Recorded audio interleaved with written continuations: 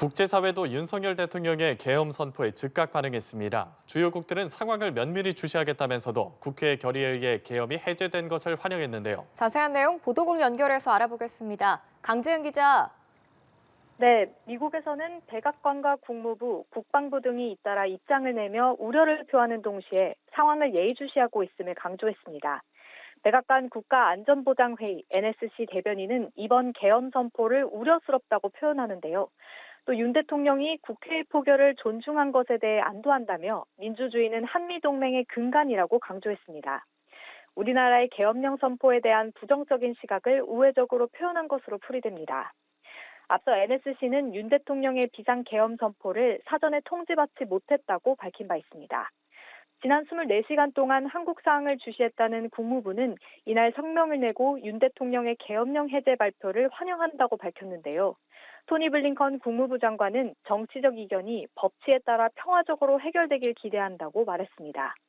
미 국방부는 이날 브리핑에서 비상계엄 선포 이후 주한미군의 태세는 변화가 없을 거라고 설명했습니다. 한편 유럽 주요국들도 이번 사태에 대한 각국의 입장을 전하며 상황을 면밀히 지켜보고 있다고 밝혔는데요. 유럽연합 대변인은 연합뉴스에 보낸 성명에서 상황을 예의주시하고 있다고 전했고요. 영국 외무부는 법에 따른 평화적 해결을 촉구한다며 자국민에게 한국 여행 관련 권고사항을 공지했습니다. 독일 외무부는 SNS에 민주주의는 승리해야 한다고 밝혔습니다. 네, 이번 사태는 외신들도 실시간으로 긴급 타전했는데요. 외신들의 반응은 어떻습니까? 네, 외신들은 비상계엄 선포가 한국의 민주화 이후 처음 나온 조치라고 전하며 그 배경과 향후 정치적 파장에 주목했습니다. 뉴욕타임스는 이번 사태가 전후 독재 정권에 대한 부정적인 기억을 불러일으켰다며 윤 대통령의 책략이 역효과를 낳았다고 설명했습니다. 워싱턴 포스트는 이번 결정이 충격적이었지만 완전히 놀라운 일은 아니었다고 평가했는데요. 특히 계엄령을 선포한 배경에 김건희 여사 등 윤 대통령을 둘러싼 여러 스캔들과 급격하게 낮아진 지지율이 있었다고 전했습니다. 미국의 외교안보 싱크탱크 전략국제문제연구소는 이번 사건이 윤 대통령의 정치적 몰락으로 이어질 수 있다고 진단하기도 했습니다.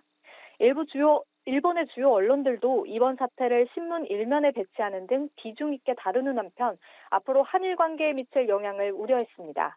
교도통신과 요미우리 신문 등은 다음 달로 추진 중인 것으로 알려진 이시바 시게루 총리의 방한 계획이 바뀔 수 있다고 예상했습니다. 이에 대한 질문에 이시바 총리는 아직 구체적으로 정해진 것은 없다며 말을 아꼈습니다.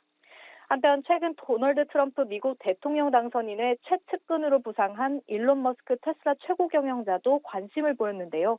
머스크는 오늘 소셜미디어에 한국의 비상계엄 관련 소식에 따옴표를 찍고 와우라는 댓글을 다는 등 놀라움을 표시했습니다. 지금까지 보도국에서 전해드렸습니다.